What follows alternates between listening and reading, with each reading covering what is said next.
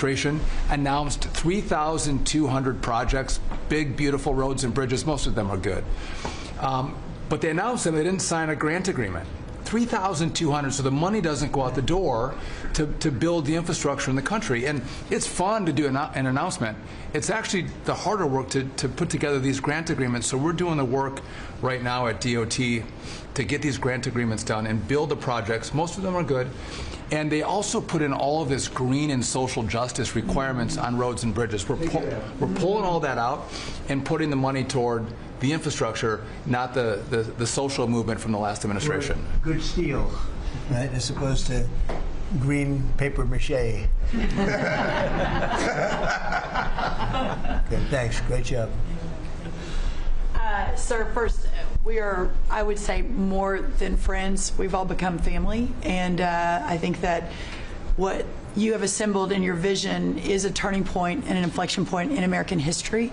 And so just being a part of that is the greatest honor. So thank you for that. And again, just the relationships here and the honor and respect we have for each other is a reflection of you and your leadership. So I just wanted to say that first.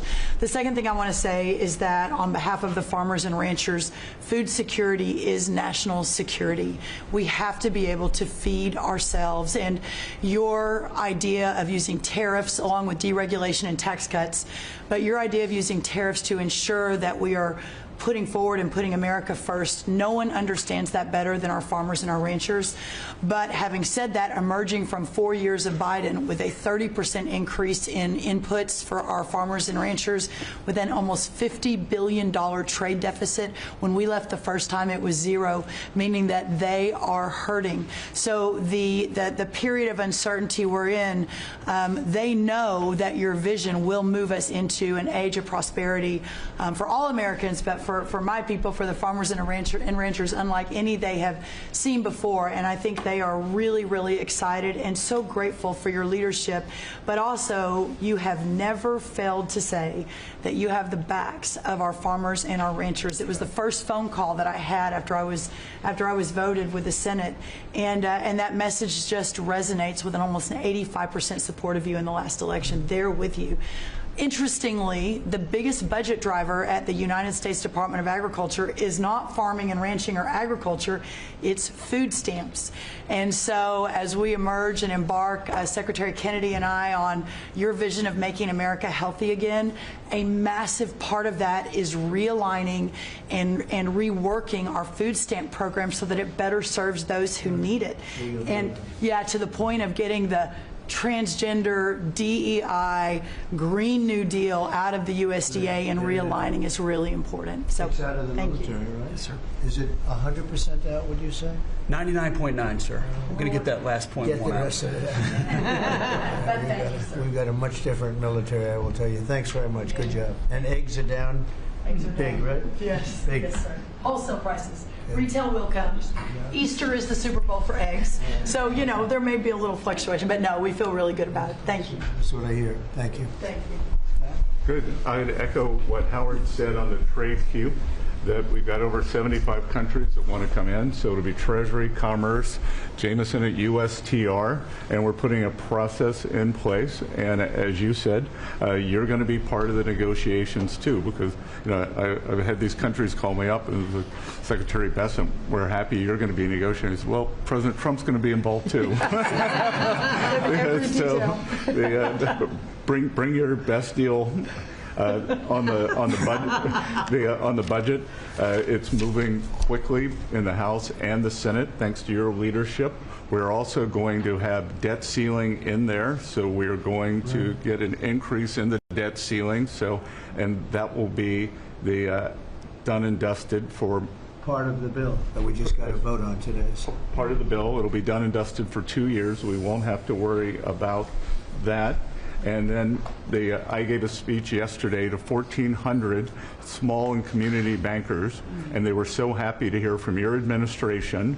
And I told them Wall Street's done great for the past 4 years, 10 years, 20 years. It can continue doing great, but it's Main Street's turn now, and it's those small bankers through deregulation, through emphasis on Main Street, your Main Street agenda, bringing back jobs, that is going to power the smaller communities. And then finally, the bond auction went very well yesterday. We had a lot of foreigners show up as the support, showing that the U.S. is still the best place to invest. The inflation report, as you said, was quite good. And energy prices are down more than 20% since January 20th. Amazing. That's great. Very good. Good numbers. Great number. Thank you. Pam? President, we've had some great wins in the last few days. That you were overwhelmingly elected by the biggest majority. The U.S. Americans want you to be president because of your agenda, and the courts are ruling that you have the authority to determine how the money of this country will be spent. That's what the American citizens wanted, and that's what they're getting. An example of that Friday was the Department of Education, that you can determine how the money will be spent. No more DEI, and that impacts every agency across the board. On the civil side, again, NLRB. We had a big win in the Supreme Court there. OPM, a big win there. But also 16,000 workers there. But also on the criminal side, the Alien Enemies Act. We are winning there. And your directive to me was to keep America safe, and that's what we're doing. Whether it's the alien enemies, all of these gangs, and they are enemies of our country. They are terrorists. They are organized crime. They have come here. They are extremely organized. They are spread throughout our country, and they are creating terror. And no more under your directive. And that has stopped. Yesterday in South Florida, we charged 11 defendants with $500 million of pure cocaine coming into our country to kill our kids. They were caught. They will be prosecuted to the fullest extent of the law. These gang members are going back to where they came, or they're going to an El Salvador prison at your directive. And you also gave us a directive to prosecute the people who are going after Tesla to the fullest extent of the law. Some of the greatest police work I've seen.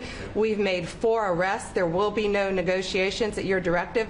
They're all looking at 20 years in prison, and within the next 24 hours, you're going to be seeing another huge arrest on a Tesla dealership, President, and that person will be looking at least 20 years in prison with no negotiations. That's great. That's great. That will stop it. Cold. Domestic terrorism. Thanks. Doing a great job, too. Thank you very much.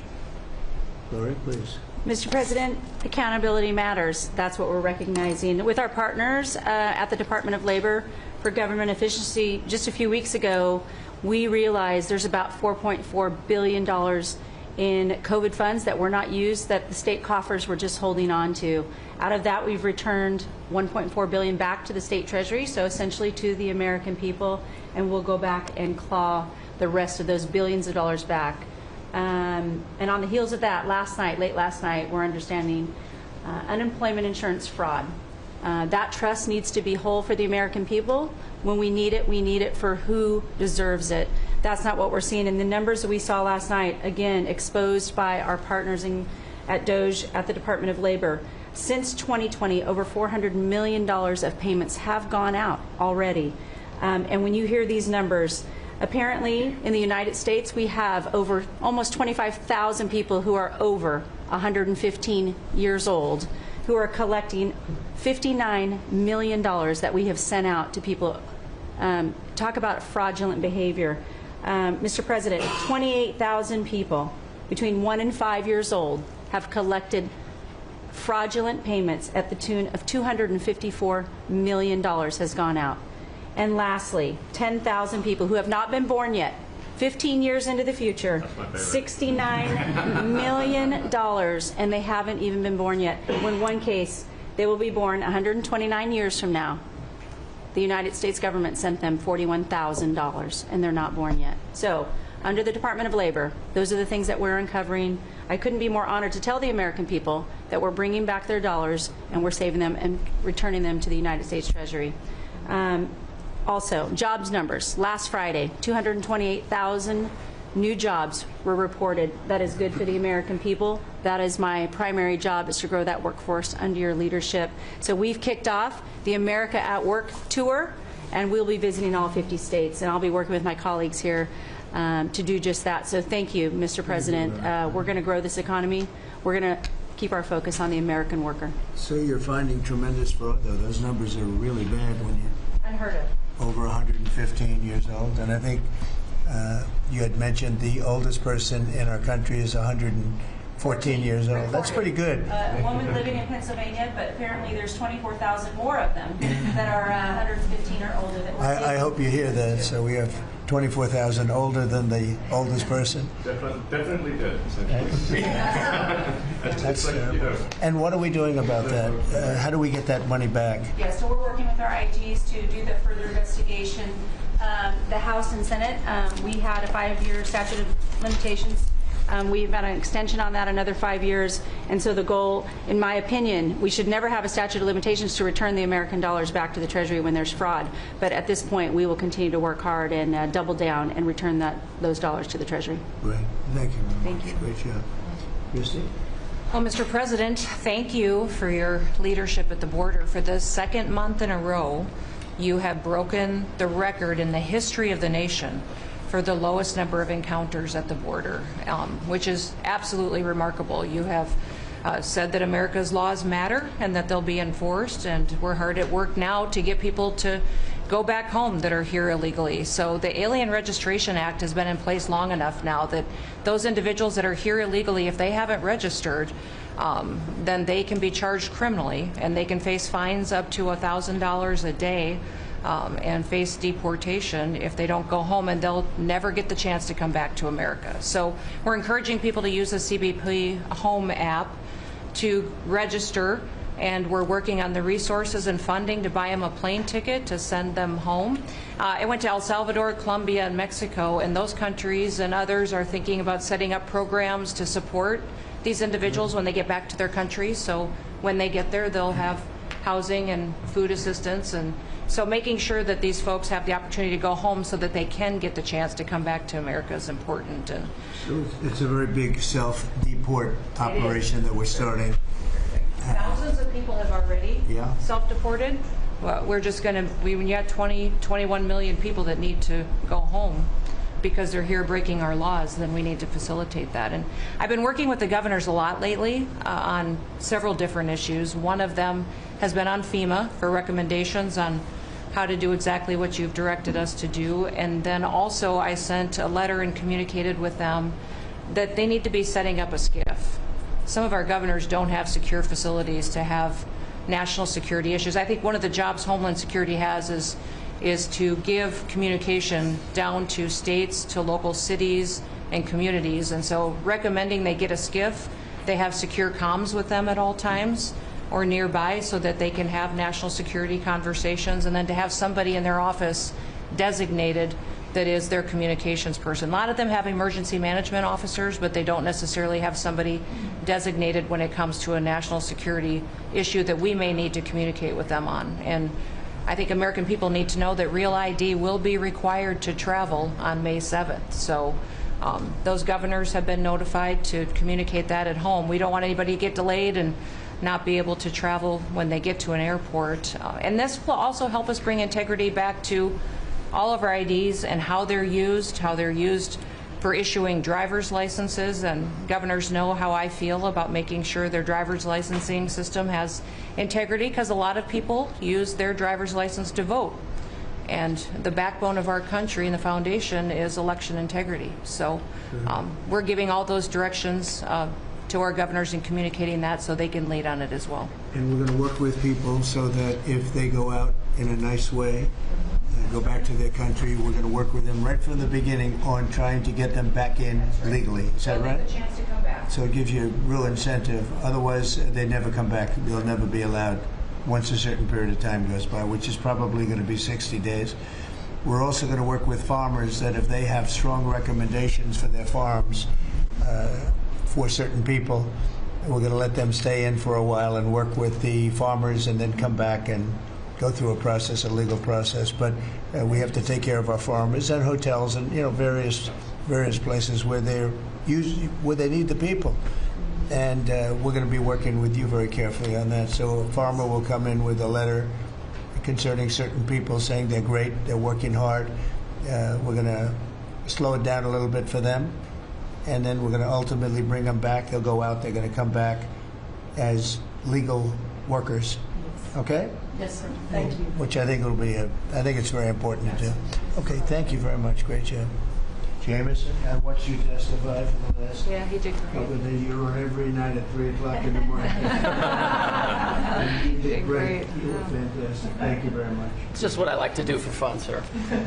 You've been keeping us very busy. Last week, you started a reordering of international trade, something that hasn't happened for 80 years, something that should have happened decades ago. And you know that. You've known that for a long time. That's why you have us all working on this. You came into an emergency situation where President Biden left us with a $1.2 trillion trade deficit. It's the largest of any country in human history, the largest. So you declared an emergency, you took You action. say the largest in history, right? In history. There's never been anything like what he left us. He left us a mess. His whole administration was a mess. So go ahead. So you declared an emergency, you imposed a trade action, so now you have a tariff on the world, it promotes U.S. manufacturing, it protects U.S. workers, and you've also given room for negotiation during this time so we can open export markets for our farmers and other producers and American workers. And this is why the unions vote for you, this is why the workers vote for you, this is why the families want you to be the president, because you're standing up for American workers and American communities. We've had countries come in over the past couple of weeks that represent more than half of global domestic GDP, more than half. That's who's coming in to talk to you and to your advisors about how to have reciprocal trade, how to have fair trade. Would have happened without you. Thank you very much. Great job. Lovely lot. Well, thanks to your fantastic leadership, this amazing cabinet, and the very talented Doge team, I'm excited to announce that we anticipate savings in FY26 from reduction of waste and fraud by $150 billion. And I mean, and some of it is just absurd, like people getting unemployment insurance who haven't been born yet.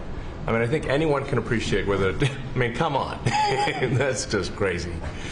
You know, some of these things, people ask me, like, well, how are you going to find waste and fraud in the government? I'm like, well, actually, just go in any direction. That's how you find it. It's very common. it's, as the military would say, target-rich environment. Goodness gracious me. I mean, there you have it, ladies and gents. 20 minutes of basically everyone sitting around a table telling Donald Trump that he's basically awesome, man. That is the short version summary of what we're witnessing. Donald Trump's cabinet meeting, as you've just been hearing him say. He's basically doubling down on his plans. The tariffs are the tariffs in particular when it comes to China, in case you've lost track by now. Do you remember yesterday we was at 104% when it comes to tariffs on Chinese goods? That went up, didn't it, during this programme live to 125%. And of course now the US are clarifying that what they actually mean is 145%, because 125% was in addition to the previous 20. You following me? Good. Donald Trump basically says, worry not, everybody. Yes, there'll be some short-term turbulence, but he insists it's going to be a beautiful thing. And actually, all of this should have been done a very long time ago. As you will have just been hearing, they basically go around in a circle. And everyone at that table basically updates the highlights. Everyone else says how amazing Donald Trump is. And around they go. What do you think? Do you think cabinet meetings in this country should be broadcasted? Would you be glued to watching those? I actually think they're a little bit duller when you don't have Elon Musk in there. I always found Elon's contributions quite interesting, but I also did find it very interesting, some of the stuff that they were just saying about fraud there. The fraud person was saying about how many people they are paying money out to, millions upon millions of dollars of taxpayer funds going to people that haven't even been born yet. They were the cases that they were explaining, plus also people that are multiple years older than the oldest person in America. Paul, he's just got in touch on my inbox and says, Michelle, we need something like that here in this country. What are your thoughts on all of this, Kelvin McKenzie? Oh, in fact, actually, how rude of me, ladies and gents. I've just gone straight into my panel without even telling you who I've got sat next to me. How rude. I've got Kelvin McKenzie and I've got Bill Rammell. We're with you till 7 o'clock. We've got so much that we need to discuss. Do you understand the latest twists and turns of the grooming gangs, everything going on there? Good news for you all. We're going to have more police. Bobby's on the beat. But apparently, if you're white, you might struggle to be hired. We'll look at that and a whole lot more. But for now, the Trump tariffs, Kelvin McKenzie. Well, he has been brought to heel by the financials. And in America, we're substantially different from this country. The pensions are mainly all SIPs, and you choose which stocks to have in. So when Wall Street catches a cold, you are in serious trouble. So you are in serious trouble financially, your voter, and you are in serious trouble politically. He had to get the hell out of it. He says it's about the bond market. I don't doubt that. These are very complicated areas of life which don't normally affect ordinary people, but everybody will be raging mad. I guarantee to you today that were he to go to the country tomorrow, he would be thrown out with a massive majority. He has made a fundamental error. Yeah. And instead of conducting himself politically, he's viewed himself that he's an autocrat. And being an autocrat doesn't work in a democracy. So he's been brought to heel, and it's a good thing for the world. However, we are still going to be, at the end of it, we're going to have 10% tariffs. Our country is going to suffer economically, and most countries in the world will suffer economically. Oh, Kelvin, ye of little faith. Bill, do you share his sentiment? I do. I mean, look, you know, it's been a dramatic U-turn, which frankly I welcome, but it's shameless. He's still, you know, 2 days ago he was going to tough it out. I know what I'm doing. He doesn't know what he's doing with tariffs, and he's now, you know, committed a real significant U-turn. The problem is it's for 90 days. What happens at the end of the 90 days? There's no sense of where that's going. And the standoff with China, I mean, if I've learned anything about negotiating with the Chinese is whatever disagreements you've got, and they are significant, you've got to treat the country with respect. They've got thousands of years of history, and particularly when you know that the Chinese own $1 trillion of US debt. They could sink the US economy. Yes, it would boomerang back on them, but this gets so serious, you know, we could catapult the world into, you know, an awful economic crisis. Right. In America today, one of their markets is now 5% down, right? And, right? These are people who bet their money. They are betting that this is going to be bad for America. Let's be honest about it. If it's bad for America, it'll be bad for the UK. And so that is the only thing that I care about.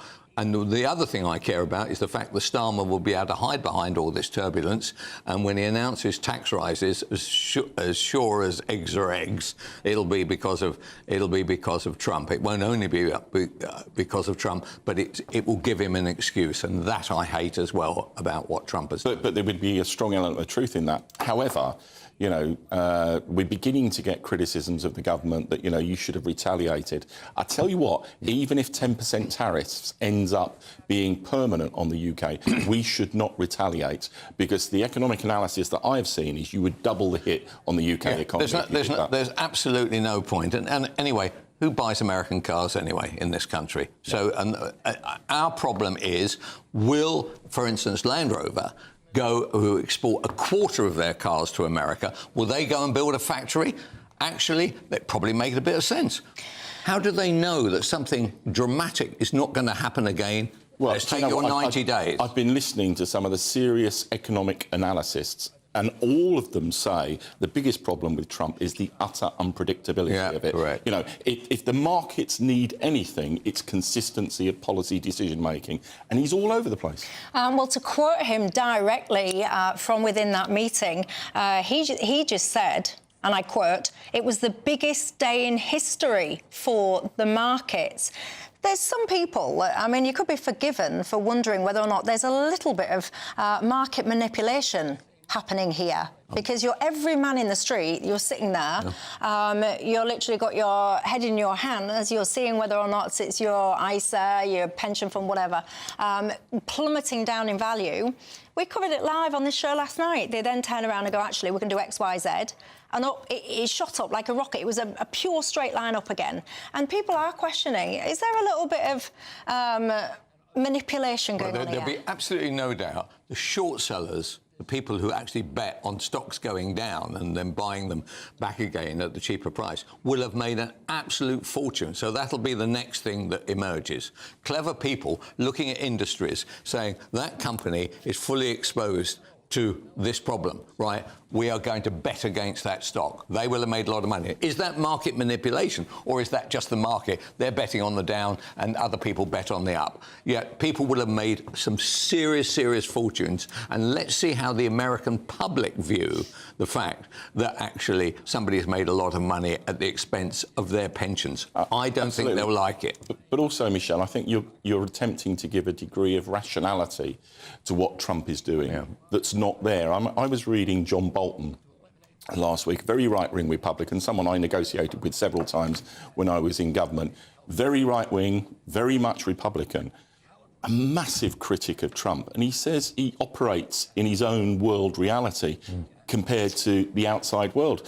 And that's fine at one level, but if you're President of the United States and President and the leader of the free world, that is massively different. Yeah, what else is going to happen? Oh, we've got 4 years of this. Yeah. Is it going to be 4 years of chaos, right?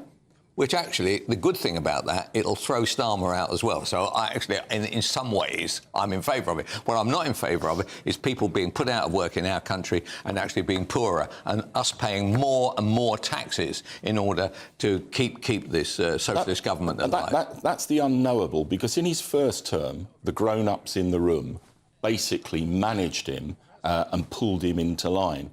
He has expelled and expunged all those people, and what you've got is a coterie of totally devoted believers alongside him, and I think this could get seriously dangerous.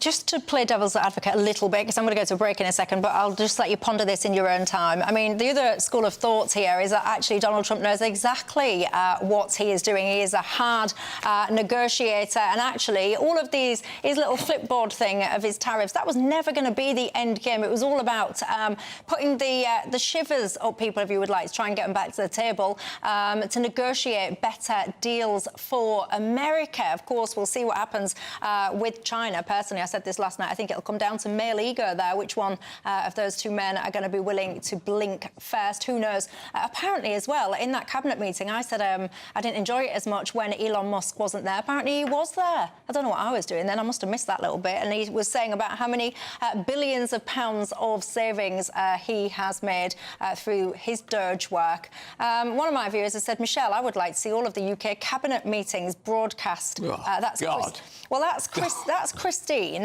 But Janet has emailed in with a counter to that and said, Michelle, if all of our cabinet meetings were broadcast, we would all be asleep. There you go. Well, don't go asleep anytime soon, because I'm having a quick break. I shall be back. We need to talk grooming gangs and we need to talk police, and you won't believe what is being advertised on lampposts outside of schools. See you in 2.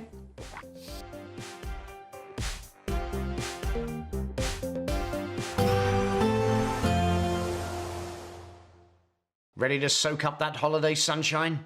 Won't we need some cover? No worries. All sorted. All Clear Travel Insurance sponsors GB News Travel Destinations Forecast.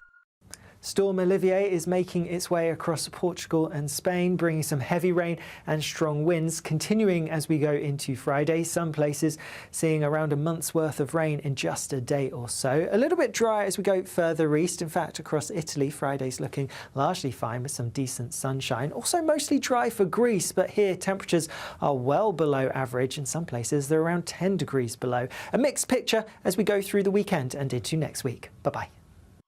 All Clear Travel Insurance sponsors GB News Travel Destinations Forecast.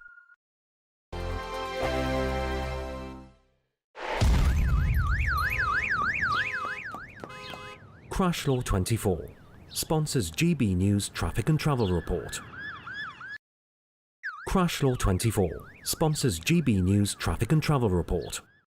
Good Afternoon Britain isn't just about us. The wonderful thing about this programme is it's about everyone watching. It's an interactive programme. Well, there absolutely is something to see here, and we're going to be talking about it more. Whether it's breaking royal news, please bring us up to date, or indeed a particularly punchy speech in the House of Commons. Very, very curious. We bring it to you live, and then we bring you live reaction as well. That's Good Afternoon Britain, weekdays from midday. Only on GB News, the People's Channel, Britain's news channel.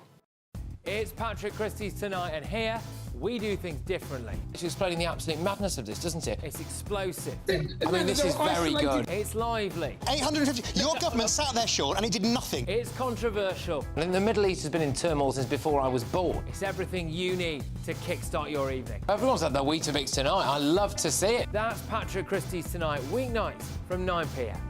Only on GB News, the People's Channel, Britain's news channel. The royal family is an enduring symbol of tradition, unity and pride for Britain. At GB News, we celebrate what makes this country great. In our new royal newsletter series, you can join me, Cameron Walker, for Inside the Palace, an exclusive look every week that takes you beyond the gates and brings you the very latest from those at the heart of the monarchy. Never miss a royal moment again. Sign up now. Go to gbnews.com/royal newsletter and get the latest straight to your inbox. Mornings don't have to be tiresome, especially if you have the right company. Wake up to news as it happens, opinion and debate, and of course, a little bit of entertainment too. Because when the kettle's on, we're on. That's Breakfast on GB News, a show worth waking up for. Every morning from 6 a.m. Only on the People's Channel, Britain's news channel. We'll spread the news, you spread the word. I'm Andrew Pearce. This is GB News, the People's Channel, Britain's news channel. Good Afternoon Britain isn't just about us. The wonderful thing about this programme is it's about everyone watching. It's an interactive programme. Well, there absolutely is something to see here, and we're going to be talking about it more. Whether it's breaking royal news, please bring us up to date, or indeed a particularly punchy speech in the House of Commons. Very, very curious. We bring it to you live, and then we bring you live reaction as well. That's Good Afternoon Britain, weekdays from midday. Only on GB News, the People's Channel, Britain's news channel. Britain's news channel.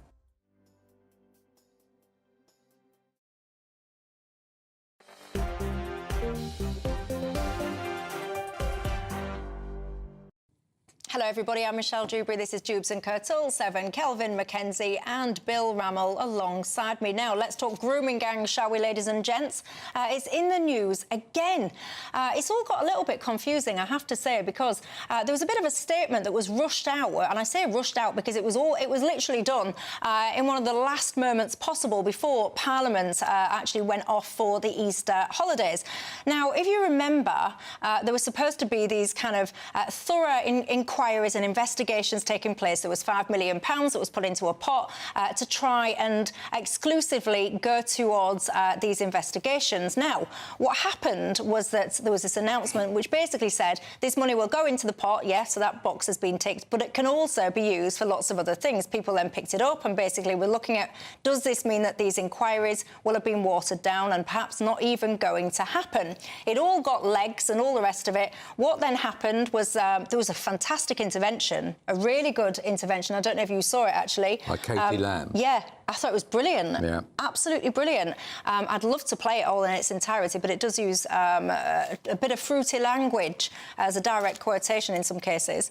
What's the situation with this, Bill Rammell? Because now Labour have come out and said, actually, they're not cancelling these investigations at all. What's the latest? Well, look, there has been a very substantial public inquiry into child sexual abuse. And for me, the priority is getting on and tackling the problem. However, are you on about the J report? Yeah, I am. Yeah, but actually then, so you will know, if you're going to quote the J report to me, you will know that a very tiny slither of that was dedicated Michelle, to grooming gangs. It's more than that, because, for example, one of the most substantive recommendations it makes is that it becomes a criminal offence for anyone to fail to report child sexual abuse, and that's at the core of the grooming scandal. However, the government did commit to 5 locally led inquiries, and I think the government's communications this week has been shocking. I mean, one, you're almost inviting criticism if you make a statement just as Parliament is going into recess. And I think as soon as Parliament resumes, Yvette Cooper needs to be called before the House and undertake an hour of question and answer to ensure that we get to the bottom of this. But she has made it clear today The inquiries are still going ahead, that those legal changes that I referred to are going to happen, and that the rapid audit that Louise Casey is going to oversee of the scale of the grooming gangs, importantly including their ethnicity, will actually happen. Yeah, but hold on a minute, though, because the pot is about it's £5 million.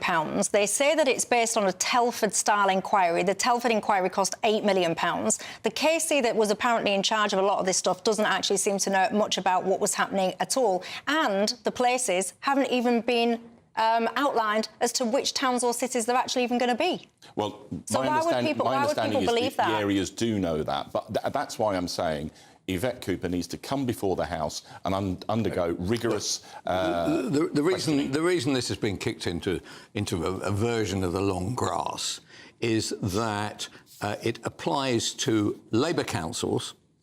The social services of Labour councils failed to act, local police failed to act, and local councils failed to act. And they recognise that if these reports all come out, they will be damaging for the Labour Party. So they don't have them, and they don't have them for this reason. So Jess Phillips is right at the heart of this. She has a problem, right? She's been a good advocate, OK, in this area. However, she dumps the advocacy. Why? Because in her own constituency of Birmingham Yardley, it is 45% Muslim. And she has only got the majority of a few hundred. And this will apply all over the country. What the Labour Party are concerned about is if they look as though they are looking at Pakistani grooming gangs, then the Muslim community will put up their own candidates in various areas around the country and will cause an even bigger problem to them on election day. And what I loved about Katie Lamb was she read from what the judge said at a 2019 case. In a sense, the sentencing reports she read out, that many of us have read, they are revolting, disgusting. They are revolting. But actually, and obviously I can't go into it, this is a licensed business. But the truth about the matter is, things like baseball bats, pumps and the like, atrocious. A 13-year-old white girl, right? And actually, by saying that, to be honest, she brought home to everybody what we're talking about. When you hear the word rape, it's disgusting and all the rest of it. But when you read the actual detail of a crime... It was torture. Yeah. These children, what these girls went through, and I'm telling you now, if these girls were not in the main white, this would be dealt with in such a different direction of travel. Because we use this little word, grooming, and obviously grooming is not good.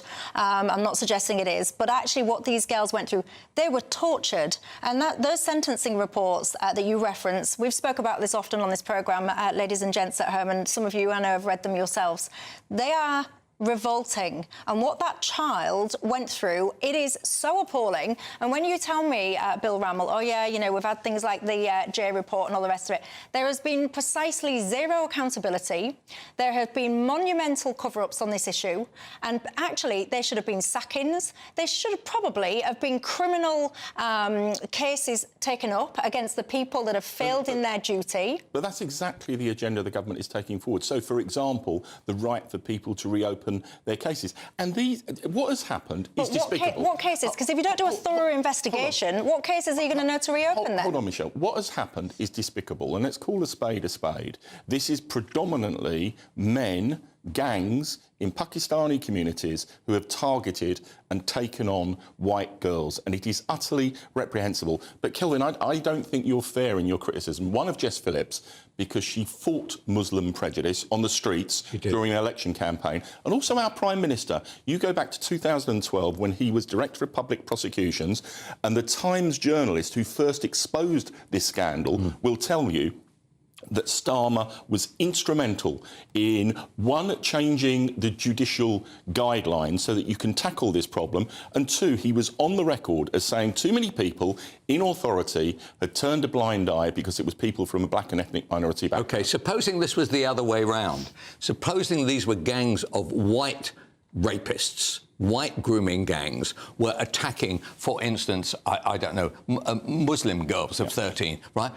Can you imagine how big a row that would be? That was the point I was just trying to make. It would be dealt with it would be beyond anything. Differently. We would all white people would be racist. There would be inquiries coming out of Gazoo, whole loads of counsellors, whole loads of social services, whole loads of other people, even police officers would all be in jail. right? They'd all be in jail now. None of this happened. And actually, were it not for people like Robinson and co., and I know I don't like saying that, a lot of this would not have even reached me. Why don't you like saying that? Because this is something that I can never understand. Why would you be uncomfortable giving credit where it's due? So I'm assuming you mean about Tommy Robinson. Yeah, I do. Why would you feel uncomfortable giving credit where it's due? Well, because there are other aspects to Tommy Robinson which I find difficult. But in this particular area, right, by the way, I'm not alone in that. Nigel Farage, right, disassociates himself from that. So it's not an unusual position to have. No, I don't think it's unusual. I've just never understood. This person was going on about this for a very, very long time, and because they didn't like the mouth that the message was coming from. Is true. And that's up to you. Everyone can have their own opinion on things, whatever.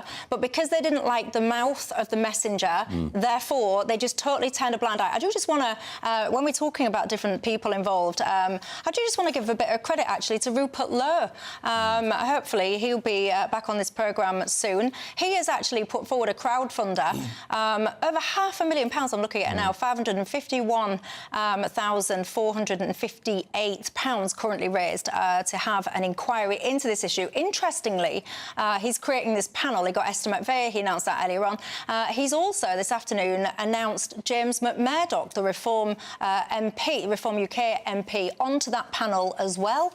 I found that fascinating. He says, this is a genuine cross-party effort, united by our commitment to uncovering the truth, delivering justice and holding failed institutions to account.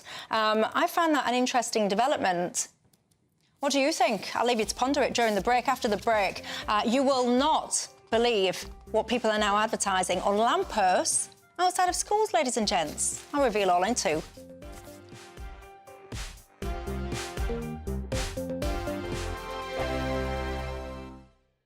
Hello there, good evening. Welcome to your GB News weather update from the Met Office. It could be quite a foggy start for some of us tomorrow, particularly across the south, but this should clear quite readily through the morning, leaving another fine day, lots of warm sunshine on offer, and it's all thanks to this area of high pressure. At times this has swung some lower cloud across eastern areas, but we're seeing a change in our wind direction to a more northwesterly feed, so that means many areas are going to see a bright end to the week.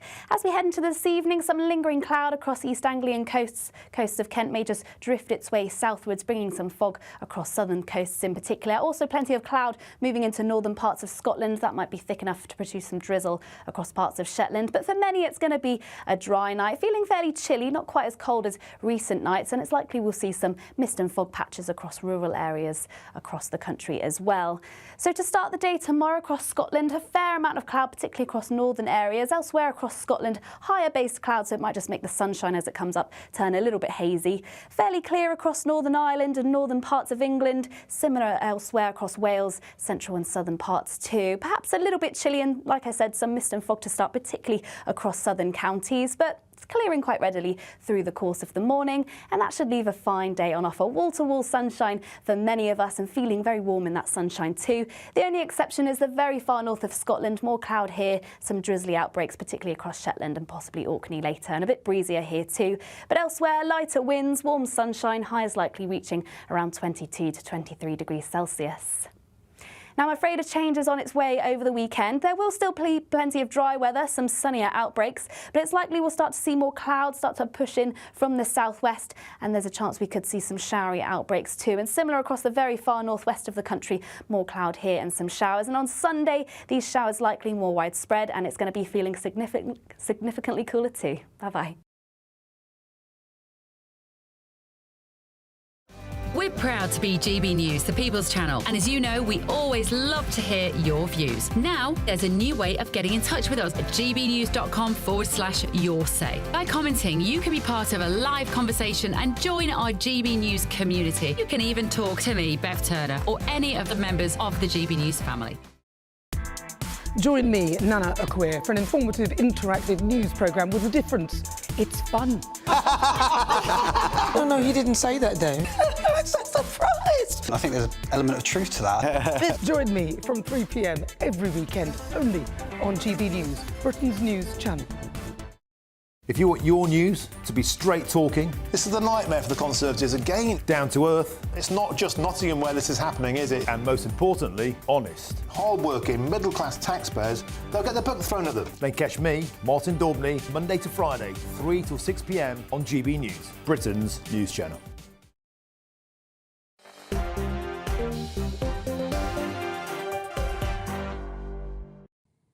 Hello there, I'm Michelle Dewberry. This is Dewbs and Kerber. Logged the big man is on his feet. Let's cross live back to the White House. Donald Trump speaking. Certain advantages that others don't have, and certain things. We have some.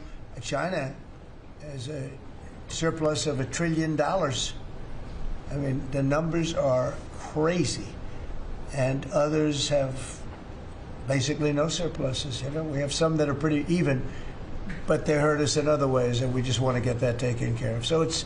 Everyone is a little bit different. So are you negotiating with the EU as one bloc or individual nations for the tariffs? We're looking at it as one bloc. They've been very tough, but they were very smart. They were ready to announce retaliation, and then they heard about what we did with respect to China and others, but China, and they said, you know, we're going to hold back a little bit. They decided to hold back. I thought they were very smart. Look, the EU is very smart, but they really have taken advantage of the United States. They were formed for the purpose of taking advantage of the United States. And I don't blame them, and I don't blame China. I don't blame anybody. I blame the people that were sitting at that desk in that other beautiful Oval Office for allowing it to happen. Many presidents I blame. They should have never allowed it to happen. And I'm doing something that a lot of them wouldn't want to do. But I'm here, I do those things, and we're going to make this country great again. We were taken advantage of by almost everybody. I sat back in the last administration. I would actually read them. I don't have to read them now. I know them so well. I would read some of these documents that were signed, deals, and I said, who would do a deal like this? Who would do it? You've seen it, Elon. Yeah. I'd look at deals where it's so one-sided. Even... we have a deal with Japan, and we get along great with Japan, and we had the Prime Minister here. He was fantastic. As you know, Abe was great. Shinzo was great. He was a good friend of mine, unfortunately no longer with us. But we defend them, but they don't have to defend us. I said, that doesn't sound too good. But we have a deal, where a defense deal. We pay hundreds of billions of dollars to defend them. But if for any reason, in other words, we pay all the money. They don't pay anything. But if we're ever attacked, they don't have to do a thing to protect us. I said, oh, that sounds like a wonderful deal. So that's just one out of thousands. And I just wonder who did this. And it's people that either hate our country or didn't care, an expression that you use. I think it's really a lot of them didn't care. It's just hard to believe how bad they are. Now, that's a little bit of a defensive deal, but I'm talking about trade deals, the same thing. They're so bad, you would say, how come? And even when I'd renegotiate, like, I'd go to a country, they'd give me everything I asked for. I said, why didn't somebody ask for it, like, originally? They give me everything. I think when they were negotiating, they didn't care, or they didn't ask, or they were shy, or they were very stupid, or they hate our country. Yeah, go ahead, Jeff. You were speaking about Japan. Can you clarify what your vision is for U.S. Steel? You referenced it yesterday. Yeah. There were some questions about what you actually want Sure. to see Look, U.S. Steel is going to do very well now because of tariffs. And I don't know why they even need a deal. But the only thing is U.S. Steel, if you go back 80 or 90 years, that was a behemoth in this. That was our biggest, most... if we were around, we would have been very proud of it. Today we have different types of companies that are big. Google, it's not the same as U.S. Steel. And I love Google, and I got to like the people that run it. They're very capable people. They didn't like me so much in the first administration, but they like me a lot now. I don't know what happened, but I like them. But, you know, I think they would be the first to admit, when I envisioned, you look at some of those steel factories from 90 years ago, it was a different kind of a country, but they were miles long. Today you see just empty hulks. those hulks are going to be filled up very soon because of what I'm doing with tariffs. It was a different kind of a thing. But if I didn't do that in the first term, my first term, if I didn't put tariffs on, we would have, because China and others were dumping steel, billions of dollars of steel. Our steel companies were all closing. Every fact, we wouldn't have one steel plant open. And now we have a steel industry that's doing very well, but soon it's going to be thriving, really thriving. And those factories are going to be filled up, but more importantly, they're going to build brand new ones. Nucor and so many other companies call me, Nucor being a big steel company. They're building massive new steel plants, and it's great. And likewise, car companies. We have many, many car companies. 3 of them, I'm not looking to hurt Mexico, and I like Mexico. And by the way, I think the new president is a terrific person, a fantastic woman. We've had many conversations. She's a very elegant, just a fantastic person. And she's been very nice, very, very nice. But I'm not looking to hurt them, but we have 3 car plants that were under construction in Mexico. They stopped constructing, and now they're going to build in the United States because of tariffs. See, we should have never let this happen, because whoever it was that was president at the time, we lost 90,000 plants and factories since NAFTA. 90,000. It's not believable. How about that, Laura? You know, you're in that sort of world of factories and plants. Manufacturing, construction jobs, bringing those workers back home. That's right. We're going to bring them all back. But think of it, from that period of time, which isn't so long ago, we lost. I said the other day, if you had a map on a big wall like this, and if you had pins, 90,000, I don't know if you'd have enough. I don't think you'd have enough room on the map to put the pins. 90,000 factories that we've lost since NAFTA. And it's not even, and about 6 million jobs, but really, I think probably a lot more than that, but they say 6 million jobs. We're going to bring many of that back. I think we're going to bring more than all of it back. We're going to be better and stronger than ever before. But if a president, when they were leaving, said, look, you can leave, but if you're going to build a factory someplace else, and you think you're going to come and sell your steel or your car or any product that you make, your pharmaceuticals, which we're going to do, we're going to get them all back. But if you think you're going to just, all they had to do is say this, and they wouldn't have left. You know, I said it the other day. I said it with respect to, I made a speech a year ago, and I told them if I win, we're going to charge a big, big tariff at the border. And people were thinking about building in Mexico a car plant. And I said, we're going to have a big tariff. So if you want to build a car, you're going to have to pay 25% more than the cost of that car. You're going to have to pay 25% tariff at the border. They would have never left. They could have kept everybody. If a president said, if you leave this country, you leave Michigan, you leave Detroit, you leave anybody, any of our states, because to me they're all the same. I love them all. I love them all, and I probably won them all, but they say I won most of them, but I think I won them all, but that's okay. But all you had to say if you were the president is, if you leave and you think you're going to now fire all those workers, leave all that, everything behind, and you're going to build in another country and sell it any, and no, you're not going to. You're going to pay 50% or 100% tariff. They would have never left. And all you had to say, Marco, all you had to say very simply is, you don't have to write it down. All you have to do is say it verbally.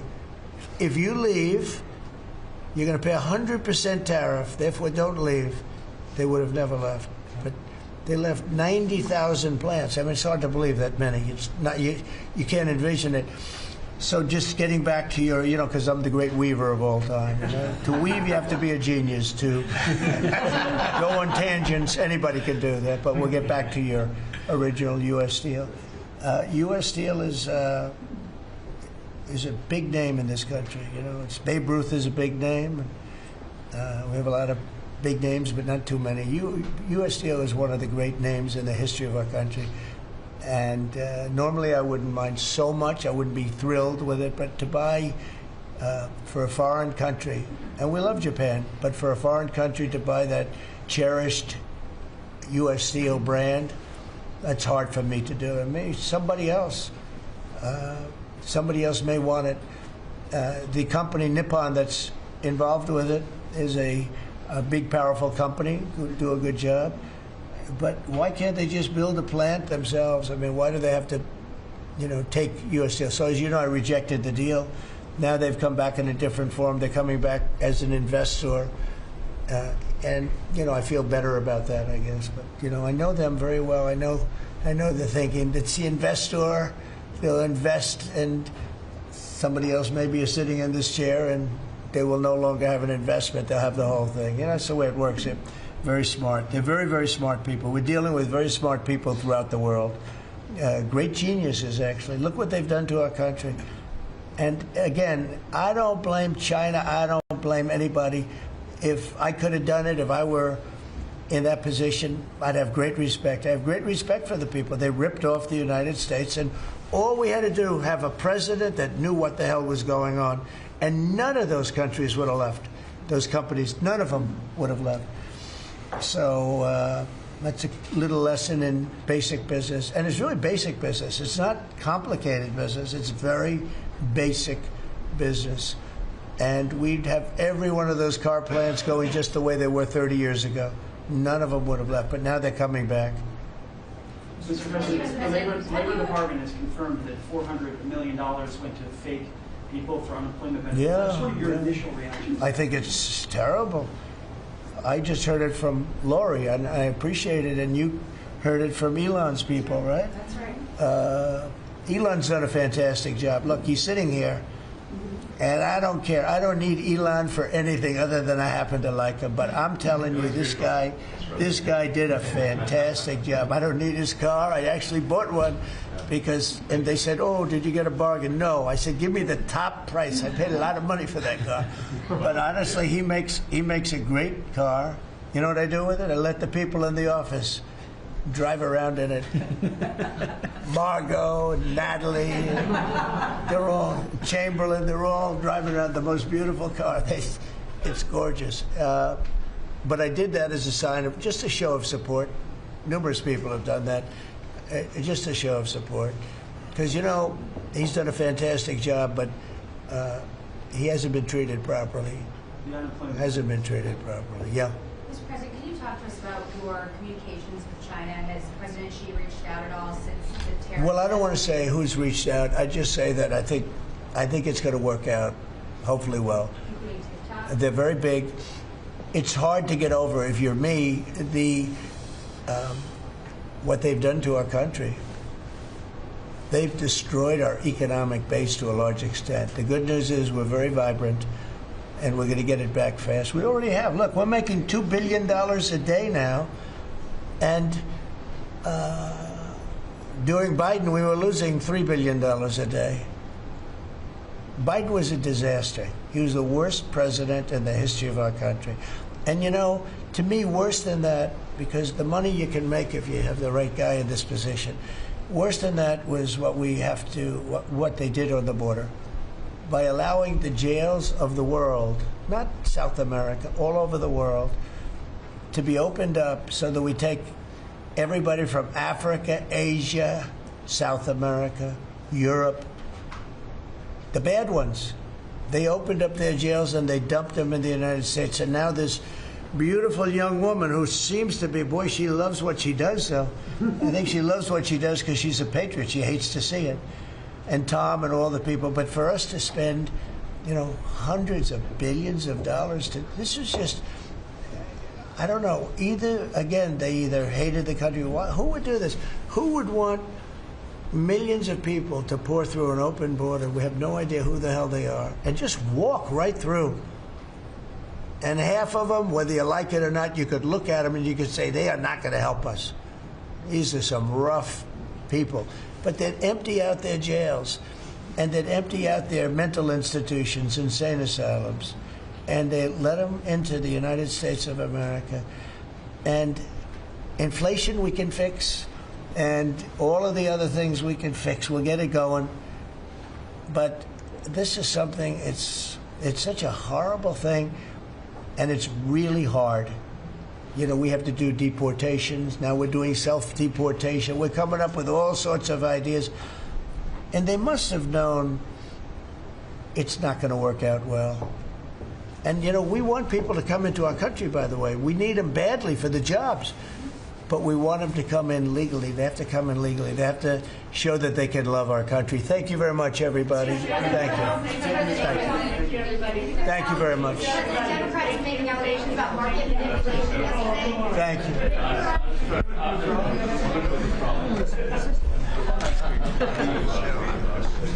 And welcome to GBN Tonight with me, Martin Dewbs.